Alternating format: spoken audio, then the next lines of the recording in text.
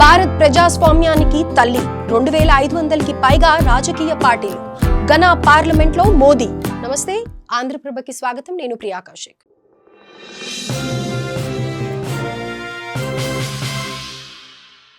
Ghana parliament వేదికగా భారత్ పేరు మారుమోగింది. ప్రజాస్వామ్య వ్యవస్థలో పారదర్శకత, సంభాషణల ప్రాముఖ్యత యావత్ ప్రపంచానికి తెలిసింది. ఒక్క మాటలో చెప్పాలంటే ప్రజాస్వామ్య విలువలను ప్రపంచానికి ప్రచారం చేయడంలో భారత్ది కీలక పాత్ర. భారత ప్రజాస్వామ్య యావత్ ప్రపంచ వ్యాప్తంగా ప్రశంసలను పొందింది. ఘనా పార్లమెంట్లో ప్రధాని మోదీ ప్రజాస్వామ్యం ప్రాముఖ్యతను వివరించారు. ఈ సందర్భంలోనే భారత్ను ప్రజాస్వామ్యానికి తల్లిగా అభివర్ణించారు ఆయన. అంతేకాదు, దేశవ్యాప్తంగా 2500కు పైగా రాజకీయ పార్టీలు ఉన్నాయని మోదీ చెప్పారు. దీంతో ఘనా పార్లమెంట్లో అందరూ ఆశ్చర్యంతో చిరునవ్వులు చిందించడం విశేషం. మరోసారి భారత్లో 2500 పొలిటికల్ పార్టీలు ఉన్నాయని చెప్పిన మోదీ నిజమైన ప్రజాస్వామ్యం చర్చను ప్రోత్సహిస్తుందన్నారు. ఇది ప్రజలందరినీ ఏకం చేస్తుందని తెలిపారు.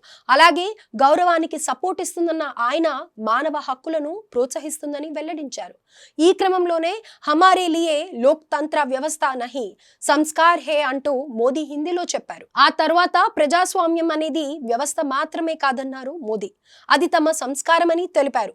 భారత్ ప్రజాస్వామ్య వ్యవస్థకు బలం చేకూరేలా దేశ విస్తారమైన వైవిధ్యాన్ని ప్రస్తావించారు.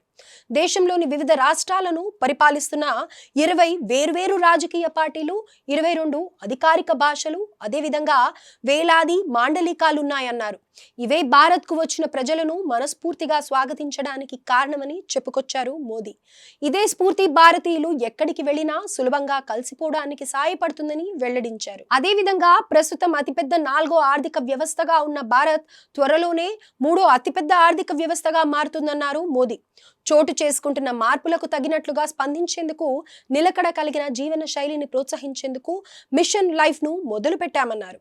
ఈ క్రమంలోనే one world, one sun, one grid, అలాగే వన్ వరల్డ్, వన్ హెల్త్ వంటి గ్లోబల్ కార్యక్రమాలకు ఇది బలాన్ని అందిస్తుందన్నారు.